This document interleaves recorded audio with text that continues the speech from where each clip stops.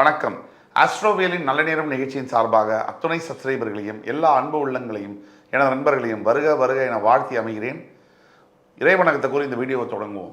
வக்ரதுண்ட மகாகாய சூரியகோடி சமப்பிரபக அவிக்னம் குருமே தேவ சர்வகாரியேஷு சர்வதா. தென்னாட்டுடைய சிவனே போற்றி, என் நாட்டவர்க்கும் இறைவா போற்றி. நண்பர்களே, இந்த புத்தம்புதிய காணொலியில் உங்கள் அத்துணை பேரையும் வரவேற்பதில் மிக்க மகிழ்ச்சி கொள்கிறேன். இன்னைக்கு நம்ம பார்க்க போகிறது மகர ராசி. 19 ஆண்டுகளுக்கு பிறகு வரலாறு படைக்கும் மகரம். முடிந்தது சோதனை, பிறந்தது சாதனை, அதிசயம் ஆரம்பம். இதுதான் என்னுடைய தலைப்பு. மகர ராசி என்பவர்களுக்கு பிறந்தவர்களுக்கு 3 நட்சத்திரத்தில் பிறக்க முடியும். அதில் உத்திராடம், திருவோணம், அவிட்டம். இந்த உத்திராடம் சூரியனுடைய நட்சத்திரம், திருவோணம் சந்திரனுடைய நட்சத்திரம், அவிட்டம் செவ்வாய் பகவானுடைய நட்சத்திரம். சனியுடைய வீட்டில் சூரிய சந்திர செவ்வாய். மகர ராசியில் யார் பிறந்தாலும் இந்த 3 நட்சத்திரத்தில் தான் பிறக்க முடியும். இந்த 3 நட்சத்திரத்துடைய அதிபதியுடைய திசை தான் பிறக்க முடியும். அதாவது சூரிய திசையில் பிறக்க முடியும், சந்திர திசையில் பிறக்க முடியும், செவ்வாய் திசையில் பிறக்க முடியும். அப்போ மகர ராசியில் யார் பிறந்தாலும் கண்டிப்பாக அவர்களுக்கு ராகு திசை, குரு திசை, சனி திசை வருவதற்கான வாய்ப்புகள் 100% உண்டு. இப்போ மகர ராசியில் பிறந்தவர்களுக்கு சனி திசையானது 19 ஆண்டுகளுக்கு என்ன செய்யும் அப்படிங்கிறத பற்றி தான் நம்ம பேசணும். இதுக்கு முன்னாடி சனி யார் அப்படிங்கிறத நம்ம தெரிஞ்சுக்கணும்.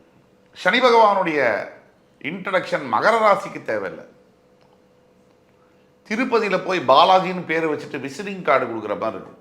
சனி பகவான் அவருடைய தன்மைகள் என்ன, எதற்கெல்லாம் காரகத்துவம் பெற்ற ஒரு கிரகம். சனி பகவானானவர் முக்கியமாக மகர ராசியின் அதிபதி, உங்கள் ராசியின் அதிபதி, மகர லக்னத்தின் அதிபதி. நம்ம ராசின்னு சொன்னாலும் இப்போ பேச போகிற வீடியோவை நீங்கள் லக்னத்துக்கு பொருத்தி பார்த்துக்கணும். திசா புக்தி என்பது லக்னத்திற்கு பொருந்தும், பெயர்ச்சிகள் ராசிக்கு பொருந்தும். அந்த விதியின் அடிப்படையில் மகர லக்னத்தில் பிறந்தவர்களுக்கு சனி பகவான் லக்னத்திற்கு அதிபதி. சனி பகவான் யார்? சனி பகவான் தர்மத்தின் தலைவன். சனி பகவான் உயர் பதவிகளை தரக்கூடியவர். சனி பகவான் வியாபாரத்தில் ஒருவர் வெற்றி அடையணும்னா சனியுடைய துணை இல்லாமல் முடியாது. மருத்துவத்துறையில் ஒருத்தர் சாதிக்கணும்னா சனியுடைய துணை இல்லாமல் முடியாது. விளையாட்டுத்துறையில் ஃபெமிலியர் ஆகணும் அப்படின்னா சனி பகவானுடைய துணை இல்லாமல் முடியாது. ஒருவர் தன்னுடைய வாழ்க்கையில் அனுபவிக்கக்கூடிய எல்லா விதமான துன்பங்களுக்கும், எதிர்மறையான எண்ணங்களுக்கும், பலன்களுக்கும் சனி பகவானே காரகத்துவம். ஒருவர் தன்னுடைய வாழ்க்கையில் அனுபவிக்கக்கூடிய எல்லா விதமான வெற்றிகளுக்கும், உயர் வெற்றிகளுக்கும், நிரந்தர வெற்றிகளுக்கும் சனி பகவானே காரகத்துவம். சனி பகவான் மூச்சு, சனி பகவான் அரசியல், சனி பகவான் கட்டுமானத்துறை, சனி பகவான் விவசாயம், சனி பகவான் உணவு. இதெல்லாம் சனி பகவான். சனி பகவான் ஒருவருக்கு பிரச்சனைகளை வாரி கொடுத்து அவரை விட்டுட மாட்டார். இது சனியுடைய அடிப்படை குணம். எந்த நிலையிலும் எவ்வளவு துன்பத்தை கொடுத்தாலும் சனி பகவான் உங்களை விட்டுட மாட்டார். அதுதான் நம்ம சூப்பர் ஸ்டார் சொல்றது. ஆண்டவன் நல்லவங்களுக்கு அதிகமாக சோதனை கொடுப்பான், ஆனால் கைவிட்டுற மாட்டான். அந்த ஆண்டவன் சனி பகவான். 9 கிரகங்களில் ஈஸ்வரன் சனி பகவான். கேட்ட வரங்களை யார் கொடுப்பார்? ஈஸ்வரன் தான் கொடுப்பார். எந்த அசுரர் போய் எந்த வரம் கேட்டாலும் கொடுத்துருவார். 9 கிரக பயிற்சியில் சனி பயிற்சிக்கு மட்டும் உலகம் முழுக்க வரவேற்பு, பயம், மரியாதை, அன்பு, எதிர்பார்ப்பு. கடைக்கோடி மனிதரை காலத்தால் அழியாத புகழ் தரக்கூடியது சனி பகவான். இப்போ சனி பகவானுடைய பலம் என்ன, பலவீனம் என்ன? சனி பகவானுடைய பலம் நிரந்தர பலன்கள். ஒரு மனிதனுக்கு ஞானத்தை கொடுப்பது, அடிச்சு அனுபவத்தை கொடுப்பது. ஏன்னா சாதாரணமாக சொன்னால் நம்ம பாடம் கற்றுக்குவோமா? அதுவே வாத்தியார் பெரம்பால் அடிச்சு, இப்பெல்லாம் வாத்தியார் பெரம்பால் அடிக்கவே முடியாது. அதுக்கு முன்னாடி ஸ்டூடெண்ட்டே கத்தியால் குத்திடுறாரு. நான் சொல்கிறது ஒரு 20 வருஷம் 30 வருஷத்துக்கு முன்னாடி நாங்கள்லாம் படிக்கிற காலத்தில் எங்கள் தந்தையாருக்கு முன்னாடியே வாத்தியார் வந்து மூங்கில் பெரம்பால் அடிச்சிருக்காரு. இப்போ அதை கற்பனை பண்ணி கூட பார்க்க முடியாது. அந்த மூங்கில் பெரம்பால் அடிக்கும் போது நம்மளுடைய லட்சியம் என்ன அப்படின்னா, எப்படியாவது ஒரு போலீஸ் இன்ஸ்பெக்டர் ஆகி முதல்ல என்கவுண்டர் அந்த வாத்தியாரை தான் பண்ணணும்னு. ஆனால் ஒரு ஆசிரியர் யார் அப்படின்னு தெரியணும்னா வயதும் அனுபவமும் தேவை. வாழ்க்கை என்னன்னு தெரியணும்னா ஏழரை சனியை பார்க்கணும். மனிதர்கள் யாருன்னு தெரியணும்னா அஷ்டம சனியை பார்த்து வெளியில் வரணும்.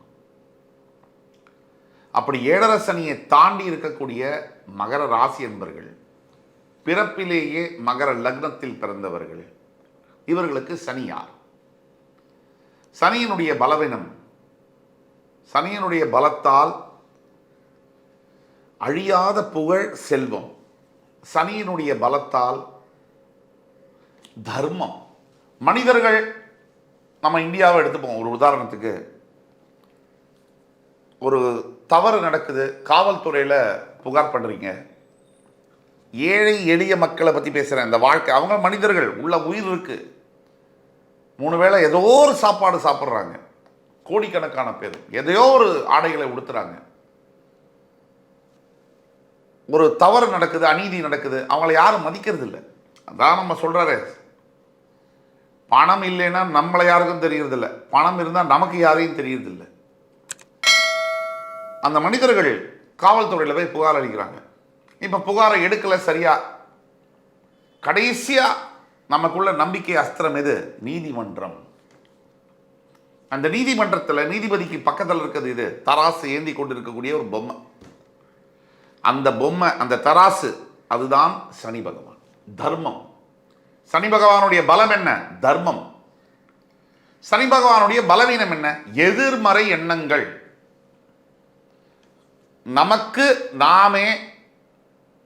நமக்கு ஆபத்தான விஷயங்களை, நமக்கு எதிரான விஷயங்களை நாமே நமக்கு யோசிக்கிறது.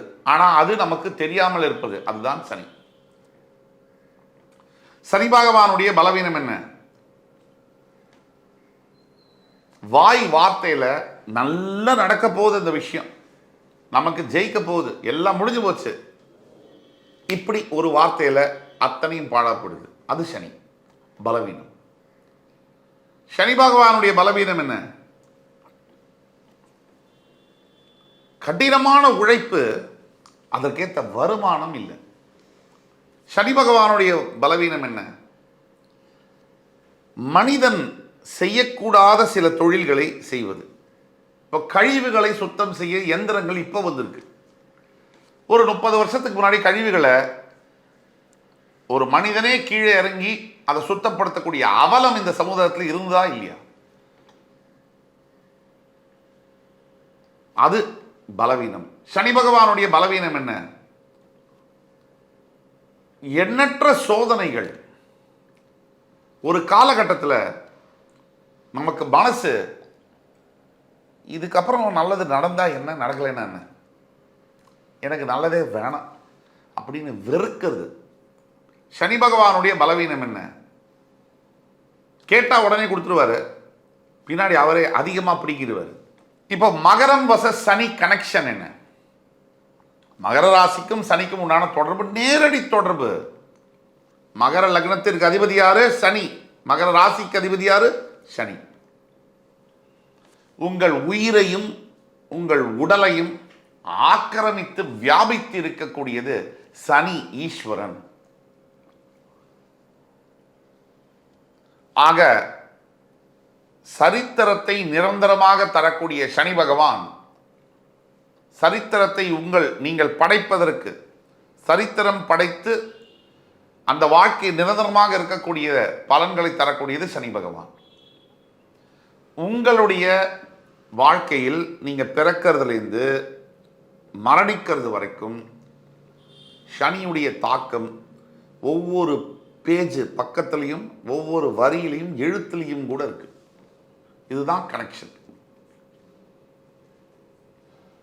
சனி உங்களுடைய 2ஆம் இடத்திற்கும் அதிபதி. அப்ப அப்பேற்பட்ட சனி பகவான் மகர லக்ன அன்பர்களுடைய வாழ்க்கையில தன்னுடைய திசை வரும்பொழுது, எந்த ஒரு கிரகமும் தான் திசைநாதனாக வரும்போதுதான் பலன்களை தர முடியும்.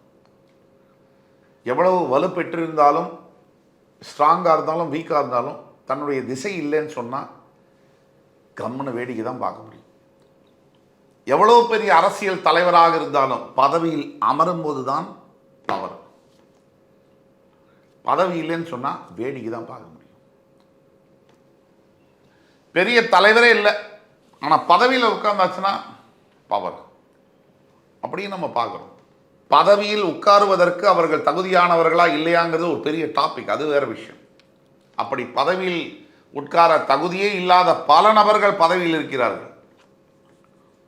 பதவியில் உட்கார அனைத்து தகுதியும் இருந்து பதவியில் உட்காராமல் இருக்கக்கூடியவரும் இருக்கார். நம்மளை யார் ஆளணும் அப்படிங்கிறதுலையும் ஒரு தலைவிதி இருக்கு. சனி பகவானுக்கும் மகர ராசிக்கும் உள்ள நேரடி தொடர்பு அது இன்றியமையாதது.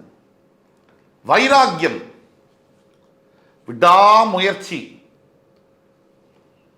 எந்த கஷ்டத்தையும் தாண்டி ஜெயிக்கிறது, சகிப்புத்தன்மை, தந்தையை இழந்து போராடி ஜெயிப்பது, இதெல்லாம் சனிக்கும் மகரத்திற்கும் உண்டான கனெக்ஷன்.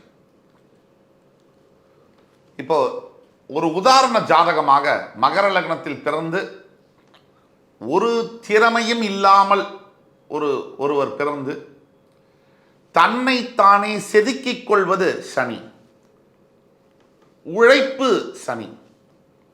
உச்சகட்ட உழைப்பின் மூலியமாக உச்சபட்ச இடத்தை அடைந்த ஒருவருடைய ஜாதகத்தை நாம் பார்ப்போம்.